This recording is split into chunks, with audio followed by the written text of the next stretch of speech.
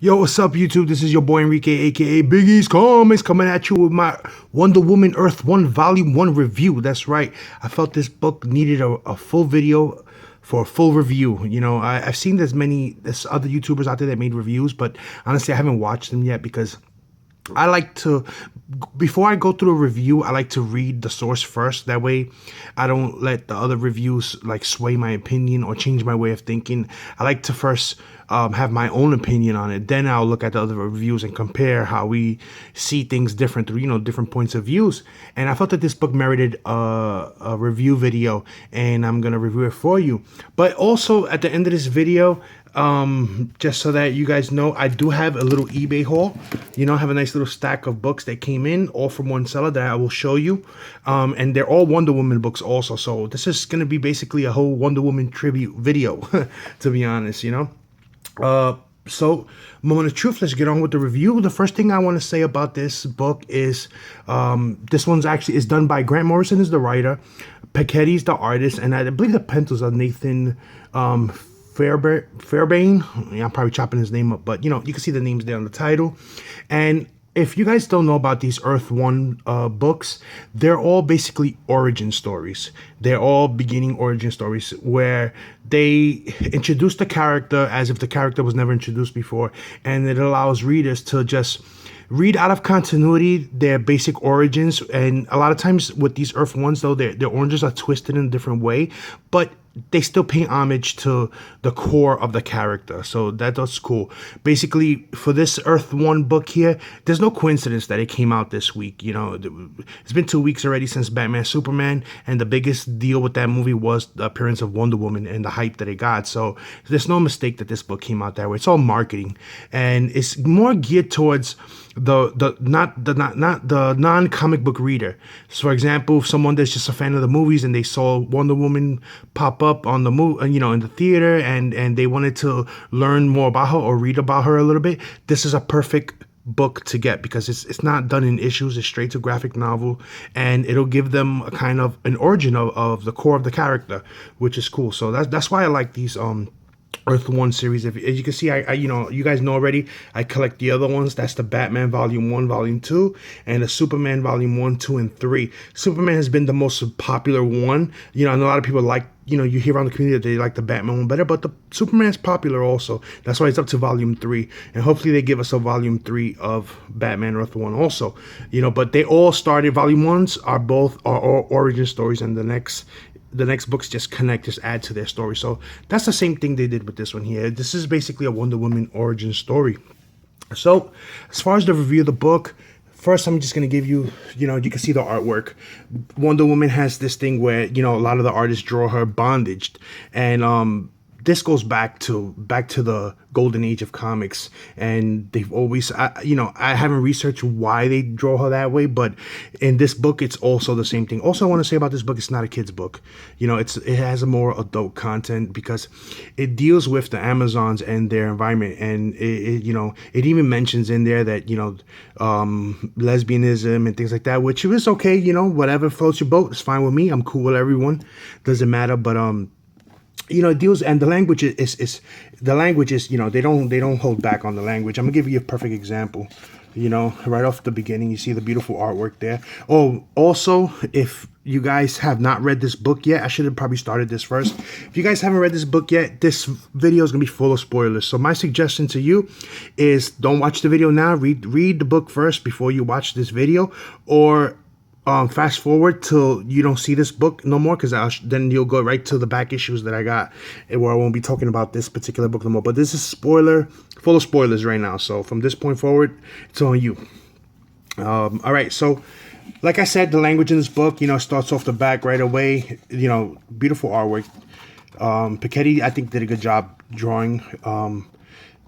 The bondage is all over. It's not even just bondaging her. It start off with a scene where at first you think that's Diana, but that's not Diana. This is actually her mother, and who's bondaging her. It's Hercules, and it gives you the history basically of the Amazons, and how they became basically where they don't allow men anymore. I don't want to give you too detail, like if I'm reading the book to you, because it's always good for you to read it yourself. But it basically shows how they were oppressed by men, and in this case, that's Hercules that was oppressing them at the time, and she prayed to her gods to give her strength to defeat him, and that's how they did it. But what it also explains is how the Amazons, Wonder Woman is the only Amazonian woman that has strength. That she basically has superpowers, and the only reason is because this is a big spoiler here right now, is because we all thought in that she was made of clay, and she was brought to life by the power of Zeus, but that's not her origin in this story. In this story, her origin, she was told that throughout her life, but she was actually, her father is really Hercules. And that's how she got his strength, and that's why she's the only Amazon with that strength. So basically, another key element that they shared with you in this book is how they live. How they live forever, how they have immortality, is because they drink from the fountain of youth. The water they drink is from the fountain of youth, and that's why Paradise Island is survived for over 3,000 years, and they don't age. So that's why they're alive. Also, the story. It's a good story. If you never know anything about Wonder Woman, this is basically a good point to jump on. It gives you, her origin. It tells you how Wonder Woman felt, that her life meant more to her than just being an Amazon, because just because of the fact that they don't die, that means forever she would just be a princess and her mother would be the queen forever. So she didn't want her life to just be that. She felt like she had that strength for a reason, and for all those years they didn't allow Wonder Woman to win any of their contests or anything like that, because she's easily the strongest Amazon. She would win all the she would win whatever tournaments they had and things like that. So they wouldn't allow her. So that's one of the reasons that made her curious about men's world. And what's another cool twist in this story is that Steve Trevor, I think that's the army guy that she meets, they changed also his persona. Instead of being a white Caucasian male, in this book he's actually an African American. So they changed that, which to me, that doesn't matter. It doesn't matter. But you can tell when you're reading this book that they're appealing to all types of people. They want people that are gay, lesbian, white, black, all races. They just appeal to everybody, and this is a more modern writing of Wonder Woman, and they want this book to appeal to everybody. So I think that's why they put those little elements like that. But overall, to me, it was a great story. I think it was a good story, but like I said, it's not a kid's story, because you can see the images, how they show their shackling and slavery, and the language. I mean, the language is not really all that bad, but they do curse from time to time in the book.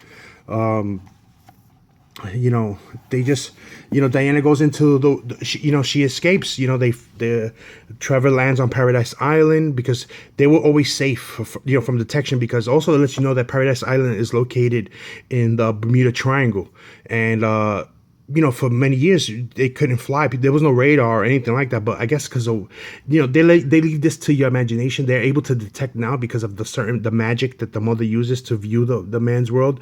The men are able to detect it now a little bit. So that's what drew Steve and Trevor there, and that's how so eventually men would find the island, and Wonder Woman just wanted to just jump ahead of it, and that's why she escaped the island with him to visit man's world and things like that. And basically her being shackled and chained here is because she's on trial for doing that, because that's against Amazonian law. And the whole book is just her story of how she escaped, her on trial, and the outcome of the trial. And then from there, they actually left the story open so that you can add to this now. So that's what I think they're going to do. They're going to see how the sales go basically on this book, how people review it, how they do it, and then they'll add another volume to it, just like they did with with the other ones here. So overall, my opinion on this book, I think you should pick it up, especially if you're a Wonder Woman fan and you want a little history on her, because her history kind of changes a little bit because she's such an old character that goes back from the Golden Age, that her origins are kind of rewritten a few times, and this kind of gives you a base where you can go by, and a good starting point also, so that you can learn the character of Wonder Woman. You know, so that's it, guys. I hope you guys enjoyed that review.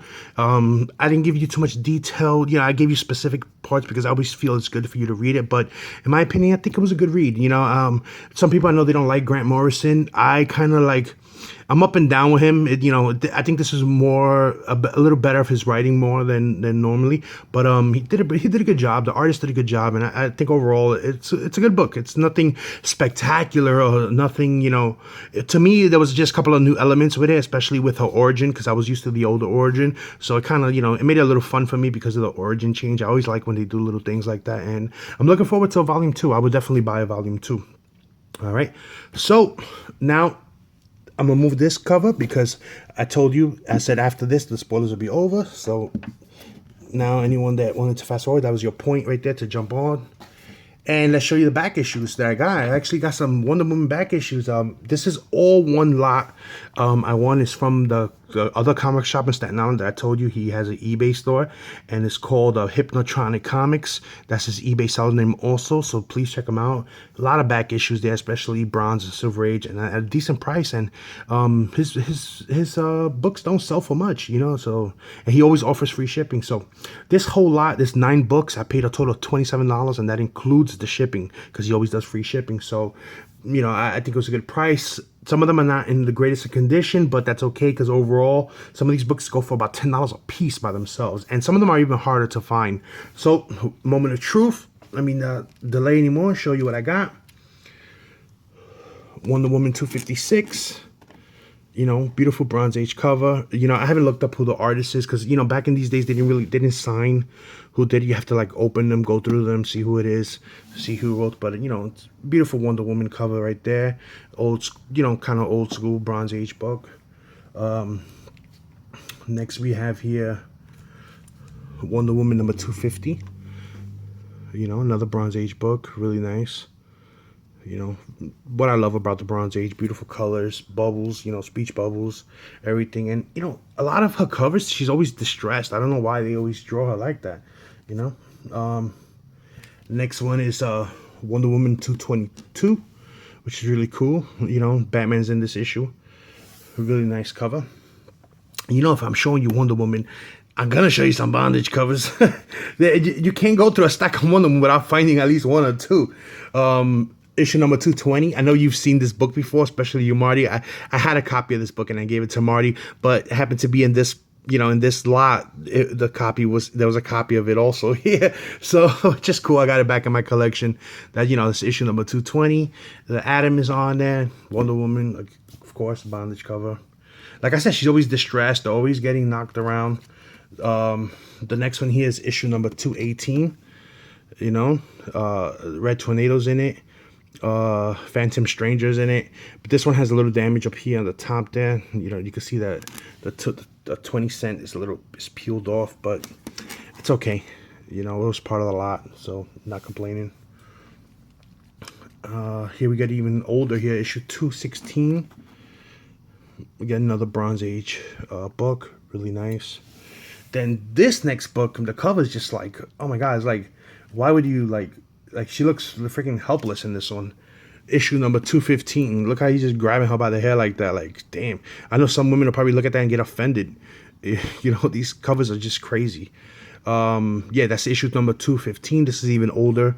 This is probably early 70s, like 1973, around there, when they hit that 20 cent mark. Aquaman's in there, so I know Mark like that. He's a huge Aquaman fan. Then we have issue number 213, another colorful cover, and again, you could consider this a bondage cover because they're holding her back. You know, the Flash is in here. Very nice, colorful cover. You know, with the purple and the reds and everything. And then the last one, again, you know, last one's got to be another bondage cover. Issue number 209. This is actually, you know, that's her as a child, and that's her mother actually being bondaged. You know, bondaged up there, you know. So that's it, YouTube. That's my little Wonder Woman back issues that I picked up this week. My review on Wonder Woman Earth 1 by Grant Morrison, Volume 1. And that's it. That's all I got for you guys today. I hope you guys enjoyed this video. And until next video, peace.